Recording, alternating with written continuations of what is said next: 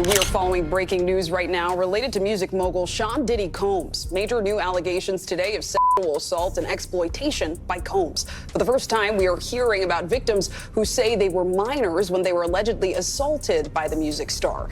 The youngest allegedly just 9 years old. So who knows what's going on upstairs in the basement with the cameras? What's going on? There are indeed other perpetrators involved. They will be revealed when that particular individual case is ready to be filed. They already know who they are. And I'm talking here about not just the cowardly but complicit bystanders. That is, those people that we know watched this behavior occur and did nothing. And I'm talking about the people that participated, encouraged it, egged it on. They know who they are.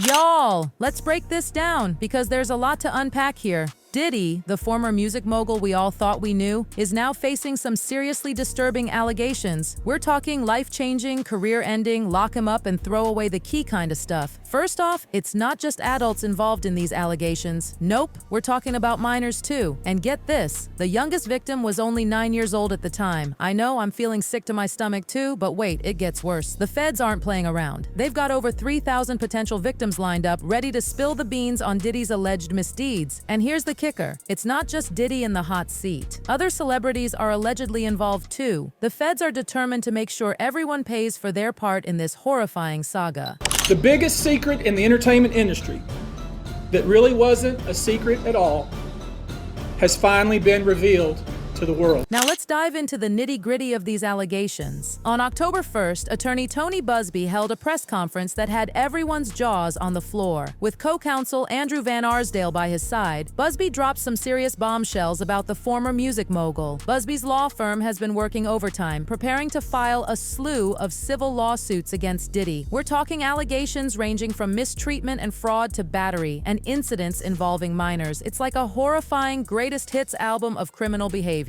Now, brace yourselves for this next part. Busby claims that his law firm has received calls from, wait for it, 3,285 people. That's right, over 3,000 individuals who say they were traumatized by Diddy at some point in their lives. It's like a twisted version of 6 Degrees of Kevin Bacon, but with alleged victims instead of movie connections. Busby's team isn't just taking these calls and running with them. They're doing their due diligence, verifying stories, and so far they've been able to confirm the accounts of 12 victims. But don't think for a second that this number is set in stone. It's expected to climb higher than Mariah Carey's whistle notes. Now let's break down the demographics of these alleged victims. It's a pretty even split between men and women, with 60% of each, so it seems Diddy wasn't discriminating when it came to his alleged misdeeds. And contrary to some rumors, it wasn't just black people being targeted. The victims come from all communities, 62% African American, 30% white, and the rest Hispanic or Asian. These alleged victims aren't just from one area either. They're spread across more than 25 different states, with the majority coming from California, New York, Georgia, and Florida. It's like a twisted version of a nationwide tour. But here's the part that's really going to make your skin crawl. According to Busby, these incidents span from 1991 to 2024. That's over 3 decades of alleged misconduct. And the most horrifying part, 25 of these victims were minors at the time of the alleged incidents.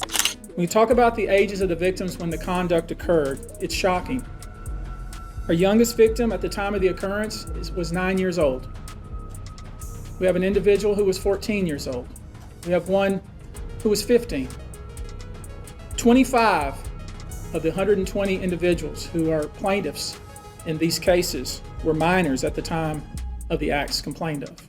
Now let's talk about where these alleged incidents took place. We're not just talking about dark alleys or seedy motels. No, these allegations involve high-profile events like freak-off parties, New Year's parties, album release parties, white parties, auditions, and something called puppy parties. I don't even want to know what that last one means. One of the most disturbing allegations involves a 9-year-old victim who was allegedly in a room with Diddy for an audition. According to the reports, Diddy asked the child to perform favors for him and then had others in the room do the same. All this in exchange for a promised record deal. It's enough to make you want to throw up. Another minor, who was 15 at the time, was allegedly flown to New York City for a party. Upon arrival, they were reportedly offered drinks laced with illegal substances that left them defenseless. The victim remembers being in a room with Diddy and others who allegedly did what they wanted with them. It's like something out of a horror movie, but tragically real. There's also an account of a victim being picked up at the airport by Diddy and his entourage in a black SUV. They were allegedly offered a drink in the car that knocked them out. When they woke up the next day, they had no memory of what happened, but their missing shoes and underwear and physical pain told a horrifying story. These aren't just isolated incidents either. Some victims reportedly went to the authorities and had rape kits done. The hospitals found chemicals in their blood that they'd never seen before, including something identified as a horse tranquilizer. It's like a twisted chemistry experiment, with human beings as the unwilling subject. Heard of. One in particular that continues to pop up is a drug called xylazine, or trank, which, based on our research, is known as a horse tranquilizer. But wait, there's more. Since Busby's press conference, the floodgates have opened. In just 24 hours, over 12,000 calls were recorded on the hotline set up for victims to come forward. It's like the world's most disturbing telethon. Busby's firm is working around the clock to handle this influx of calls. They've got over 100 people manning the hotline, trying to sift through the calls, identify victims and witnesses, and collect evidence. They've even brought in a former detective from the Major Offenders Unit of the Houston Police Department to help corroborate the victims' stories. It's like CSI Diddy edition. And stringent because, as I said, these are not easy cases. They're very tough. The process is hard, and in some cases, the process is very lengthy. These cases are hard to prove. Many times, it's the victim's word against the alleged perpetrator. Each of these victims will no doubt be publicly attacked by the alleged perpetrators, and in some cases, the general public. The feckless and cowardly keyboard warriors love to attack. Now, you might be wondering why these victims are coming forward now. Well, legal experts believe that Diddy's recent indictment might have been the catalyst. With the former music mogul behind bars, these people might finally feel safe enough to share their stories and seek justice. It's like the fall of a dictator, with everyone finally feeling free to speak out. Coming on, first I want to talk about the timing of this. Comes out after the indictment, after the arrest. What do you make of the timing? I think the timing is about perfect. So a lot of people don't come forward right away because for a number of reasons. And when you do this in this manner after the publicity that the indictment and the arrest have received, a lot of these survivors, this is really kind of top of mind for them right now. And so having this happen right now, it's kind of allowing them that safety, really, and having people that have kind of tried to push this away to think about maybe I should help others.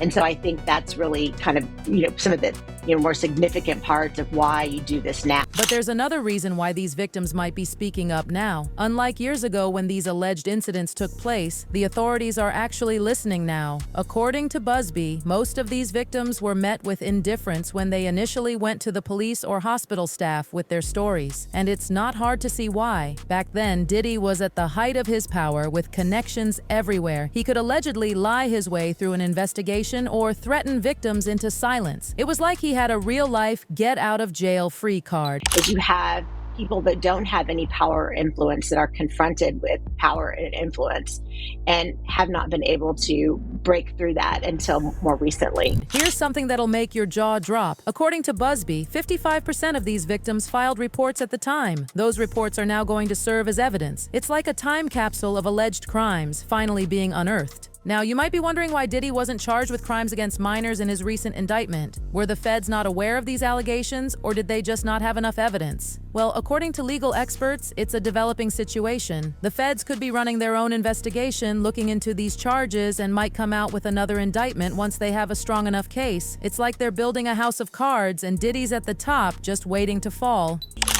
So that evidence still might be being collected. There could be that grand jury could still be sitting and collecting evidence and investigating this right now. There could be superseding indictments that come about. I think that we can't really make any assumptions based upon the indictment that we currently have. I think that, the credibility of those claims, a criminal case and a civil case, as you know, are very different in terms of burden of proof. In a criminal case, you have the higher standard of beyond a reasonable doubt. On the other hand, on the civil case, you have just preponderance of the evidence, which is just more likely true than not true. If you believe one side a little bit more than the other, then that side wins. So I think that there's also that. And with minor claims, they're particularly tricky because minors' memories are not as as good. And when you're talking about adding, being drugged potentially to the mix, that could even make it more complicated in terms of proving these minors' claims. And something that I encounter frequently in my practice is that sometimes minors will just say, I don't know, if they just don't want to talk about something. They have very distinct ways of protecting themselves. So it's a lot more difficult to work with minors, and it takes a little bit longer to build those cases. So I wouldn't say we're going to rule that out. There might not be charges with minors, but right now, that's just what we're working with. But here's where things get really creepy. Apparently, But here's where things get even creepier, if you can believe it. A man named Justin Lovsky, who's now 30, is speaking up about a Diddy party he attended in the Hamptons back in 1991.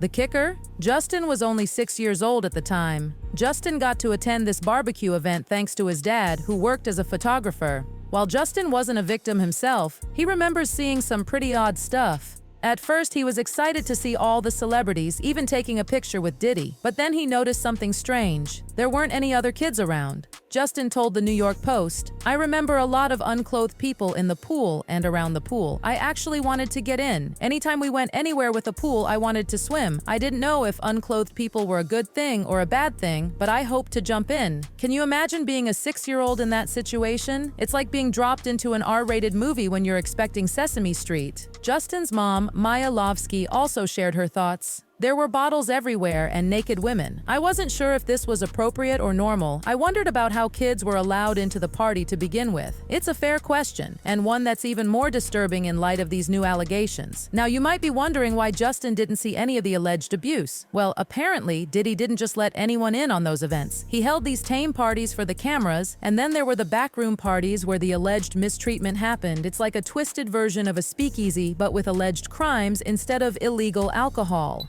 There's a difference between a Diddy party and then a after dark Diddy party, and then a after dark Diddy party freak off. Yeah. Because I've said it, I've been to a Diddy party, I can't wait to see the videos. No, can't listen, wait. in Miami, there's Star Island, there's Hibiscus Island, there's Palm Island. You get invited to these things, these parties. Dude, 300 people are in line to try to get into these parties. But there's a big difference between getting into the island, getting into the house, and then going upstairs to the freak off. Yeah. I'm gonna stay outside. Yeah. So who knows what's going on? But here's the real kicker. Diddy might not be the only big name going down. During his press conference, Busby dropped another bombshell. He said, "The day will come when we will name names other than Sean Combs, and there's a lot of names. It's a long list already, but because of the nature of this case, we are going to make damn sure that we're right before we do that. The names will shock you." Now, let's play a little game of Celebrity Connect the Dots. Over the years, there have been several names tied to Diddy and his parties. We're talking big names like Jay-Z, Beyonce, Kim Kardashian, Paris Hilton, Sarah Jessica Parker, Leonardo DiCaprio, and Ashton Kutcher. And you know what's interesting? A lot of these folks have been awfully quiet since these accusations came to light. It's like Hollywood's version of the silent game, but with much higher stakes. Busby's not filing a class action suit. Instead, all 120 victims will have individual cases. He'll be revealing names case by case, so the public can piece together who was where and what kind of alleged sick acts they took part in. It's like a twisted version of Clue. Was it Celeb A in the VIP room with the horse tranquilizer? But it's not just the celebrities who might be in hot water. Busby plans on going after the venues and residences where these alleged incidents took place too. It's like he's casting a net wide enough to catch a whale, or in this case, a sea of alleged accomplices. These defendants will not only include individuals, but would also include corporate entities who ultimately profited off of this culture and behavior. I'm looking at banks, pharmaceutical companies, hotels. We know that many of these individuals were paid cash. We know that many of these individuals involved, whether they were the ones being assaulted and abused, or they're witnessing other people being assaulted and abused and then paid and threatened and told to leave. Typically paid 10 grand in cash and told to stop it. Now, of course, Diddy's team isn't taking this lying down. One of his attorneys, Erica Wolf, dismissed the allegations as nothing but a money grab scheme. She said, "He cannot address every meritless allegation in what has become a reckless media circus." Mr. Combs emphatically and categorically denies as false and defamatory any claim that he mistreated anyone, including minors. He looks forward to proving his innocence and vindicating himself in court if and when claims are filed and served, where the truth will be established based on evidence, not speculation. But here's the thing. Busby doesn't sound like he's just spinning stories. He specifically said that his firm has corroborated these allegations with evidence such as videos, pictures, text messages, police reports, and hospital records. It's like he's got a smoking gun and it's pointed right at Diddy. Up until now, Diddy's entire defense has been that the alleged sexual encounters were consensual. But if Busby can prove the presence of minors at these parties, Diddy's whole defense falls apart faster than a house of cards in a hurricane. And let me tell you, Diddy's legal team shouldn't underestimate Busby. This isn't his first rodeo with high-profile cases. He recently went after NFL player Deshaun Watson for mistreatment. While 2 Texas grand juries declined to pursue criminal charges against Watson, he was slapped with an 11-game suspension. Now Busby's filing another case on behalf of one of Watson's victims. So yeah, he knows his way around these kinds of cases. Busby's got a plan of action to make sure Diddy pays for his alleged crimes. He's already put some of his plaintiffs in touch with the feds so they can look into building a case against Diddy on this front as well. It's like he's building a legal Avengers team to take down Diddy. You should know, to the extent the clients feel comfortable, we also intend to make these individuals available to the authorities, specifically to the FBI. So, besties, it's safe to say that Diddy's future is looking about as bright as a black hole. As for the fans, well, they're patiently waiting for the truth to come out in a court of law. One person commented, "I'm hoping to hear what they say during trial. I will not pass full judgment now, especially with all these new stories." Meanwhile, another person said, "Glad Bad Boy is finally locked up. All the victims need justice, compensation, and healing." But what do you think about all this? Do you believe there's any truth to these stories? How do you think this will impact Diddy's ongoing criminal case? Drop your thoughts in the comments below and let's keep this conversation going. Remember, besties, while it's important to stay informed, it's equally important to approach these serious allegations with sensitivity and respect for all parties involved. Until next time, this is Hot Gossip signing off. Stay safe, stay informed, and keep spilling that tea. Bye. That tea. Bye.